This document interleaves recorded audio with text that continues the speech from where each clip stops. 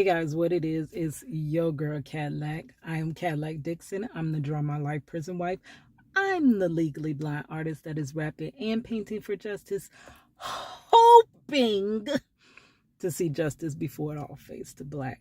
Yeah, so I'm sitting here. Oh, hold on. It's your girl Kadlac. Yeah, so I'm setting up here in my car. Cause my little cousin told me he wanted to do a video. He had a hot topic, y'all. So I get the little phone hooked to the little Bluetooth speaker over the loudspeaker. We was gonna have him like come straight in. And then guess what? Guess what? He canceled on your girl. So since I'm setting up here, I said I might as well hit y'all with a video. Anyway, so I'm in there editing. I just got my LLCool J vlog finally edited and it's exporting, taking about 30 minutes to export, and don't know how long it's gonna take to upload, but please girl, give me a red heart emoji in my comments if you gonna check out my vlog. Like, girl, that took me back, the LL Cool J concert. Do you know, you don't even realize how many hits this man had until you sit there and listen to him go from decade to decade to decade, and it's like hit after hit, like for real. So I put out my video of painting, hold on, this here, of painting LL Cool J. So I did the Get Ready With Me video as well. The painting was very short, just that was quick. I had to throw it together. See, girl, that's what exactly I was telling you about. I had all that time. Like, if I had worked on that painting for a month, like, girl, this painting would have looked real, like for real. But because I did that, I started out trying to paint in my car, girl, because the concert venue was closer to my job and I didn't want to go home. So I started trying to paint this board in my car, but then I'm like, that's not even working out right. And security just keeps driving past your girl. So I said, well, let me get to my little cousin's house. I get over there, I paint there like quickly, like splashing the paint on the board. Like, that was quick work. It came out decent, but it ain't my best. But, other people still appreciate it or whatever.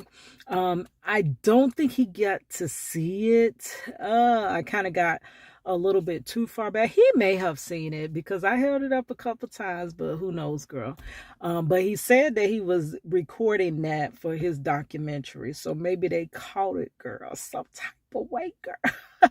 Oh, which is crazy because one of my artwork did get caught on, I think it was a documentary that they did about Trayvon Martin. I had did all these little posters and held them up in the crowd, and my aunt goes crazy and calls me. She's like, I think I see your artwork on TV. And I'm like, yeah, whatever, like for real. And she was so, like, she was like, you was with Al Sharpton? And I'm like, oh yeah, okay, so that's what. So I don't, and she didn't even know what show that was. Of course, my stuff get out there. They don't never figure out where, like, so I could keep a copy of it because I am archiving this, like, for real. So I don't know what show it was on, but they did see my artwork then. So possibly this can be on the documentary, girl. But and then the hairpiece, girl. Okay, so I used to do these things called Coke bottle hairpieces, where I would take a 2-liter bottle of soda, pop, whatever you want to call it, girl, depending on where you're from. Anyways, give me a heart emoji. Let's say give me a red heart if you call it pop. And then give me some other emoji if you call it soda. Like here in Florida, we call it soda. But yeah, so anyway, oh my gosh, that made me think of my mama. Because my mama, okay, she's from Chicago and they say pop in Chicago. So when I would say, Mom, can I get a pop? She like, yeah, I'm a pop. Which that's probably not even funny to you guys, but that's funny because it made me think of my mommy. But so Anyways, I would do these Coke bottle hair pieces from the 2 liter. I would wrap the 2 liter bottle with I would cut like the top and the bottom off and just leave like a barrel, a roller piece. And I would wrap it with extension hair, braiding extensions. And then I would get these little pipe cleaners, and then I would bend shapes and like decorate it or whatever. Okay, so that was my plan, to do some type of, I wanted LL Cool J to be on my head. That's what I wanted to do. That's what I envisioned. But girl, wasn't no soda bottles or pop bottles nowhere around this joint. Like, girl. Then I thought about, should I just go to the store and like literally get some soda and pour it out? Like, because I'm trying to back away from the sodas. I still like some Dr. Pepper every now and then, but I try to back away from the sodas. So I said, no, that ain't gonna work. Let me just look around. And I found a popcorn bucket. Girl, I use the popcorn bucket. So you see that when I'm making the hairpiece, and then you see me wearing the hairpiece. Like, it was fun, girl. So once I get that out, then I'm gonna upload it. It may be out tonight. If not, it is getting kind of late, so it might be tomorrow morning, middle of the night. I don't know. It's coming out soon, so please, girl, you gonna want to watch that one, because at least it's music and whatnot, you know.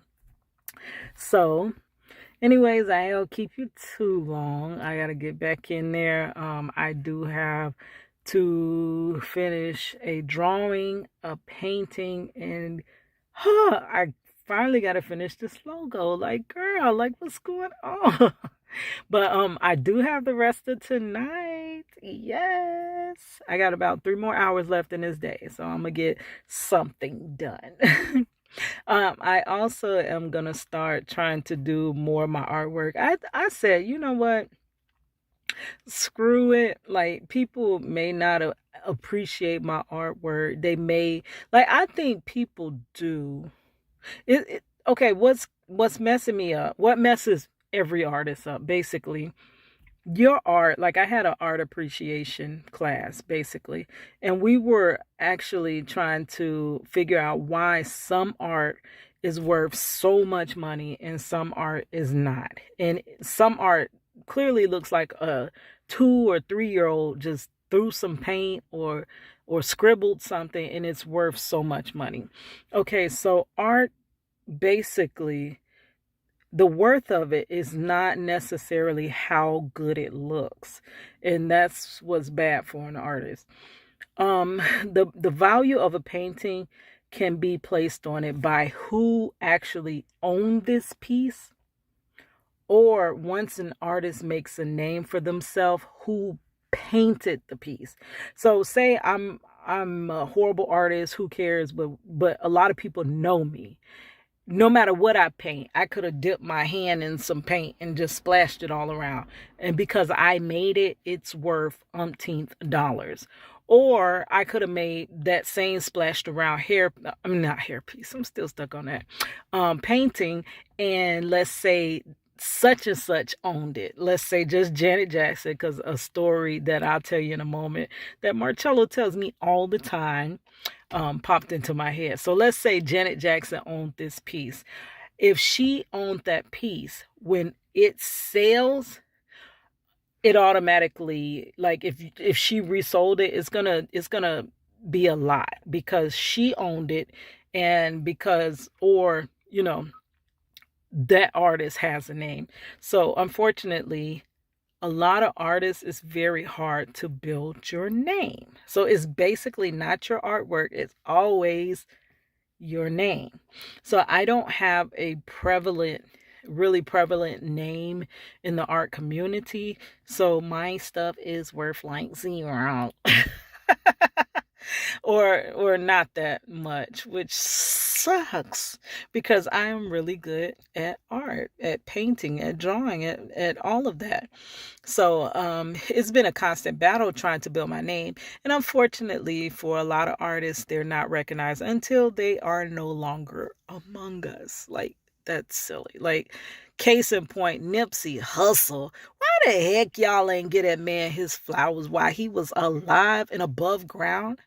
And I know y'all holding back my flowers, but you know what? Once I'm gone, ain't no point in giving them to me because it's not going to help anything.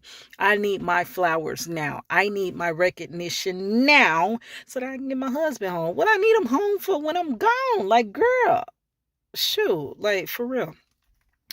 But when I say that, like, I've seen a lot of videos yesterday. Only another artist really can understand where I'm coming from. Like, but the artist life is very hard, and it gets to the point where sometimes I just wish I didn't have my talent. Just like, what's his name? Eminem said, "My gift is my curse." Basically, that's what it feels like. It. Oof, I won't even get into it. But let me tell you this quick story because I'm about to run out of time. But I always say that my art ain't even worth nothing. Don't nobody want it. You know, I sell stuff far and few in between. I could sell something this month and it could be a whole full year before I sell something else. It could be 5 or 6 years.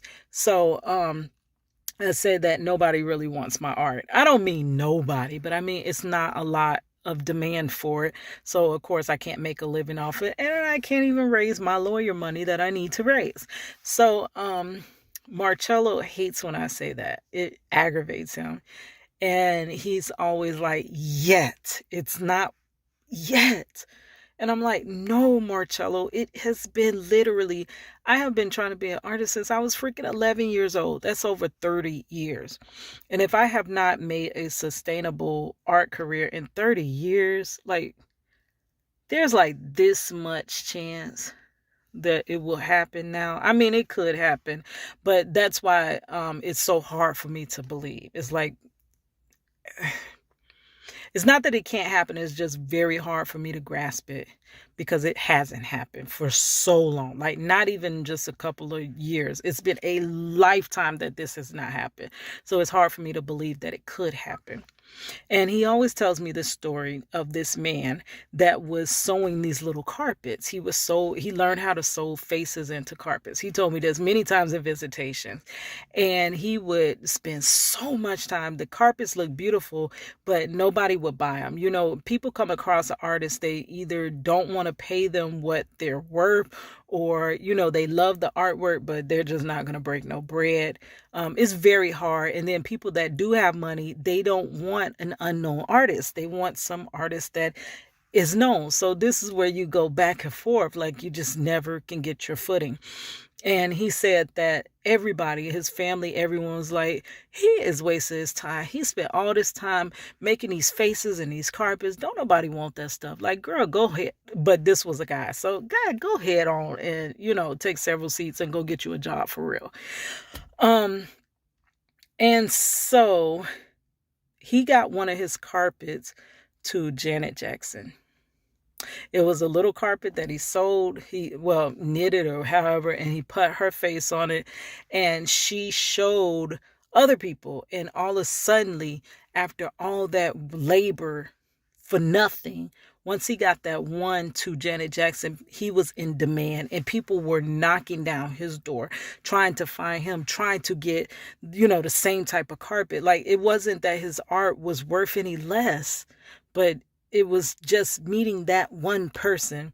And Marcello is so sure that one day I'm going to meet that one person that is going to take that art and not just receive it and, hey, thank you, actually show the world, like, this art needs to be seen, and then it would take off.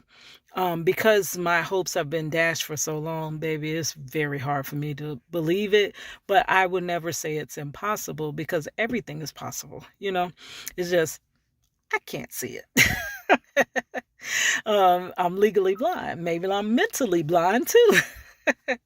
But yeah, so still at it with the little artwork. I don't know, how did we get out on a tangent about the value of art? I don't know. But anyway, let me go back in. I will see you guys tomorrow. It's your girl Kadlac.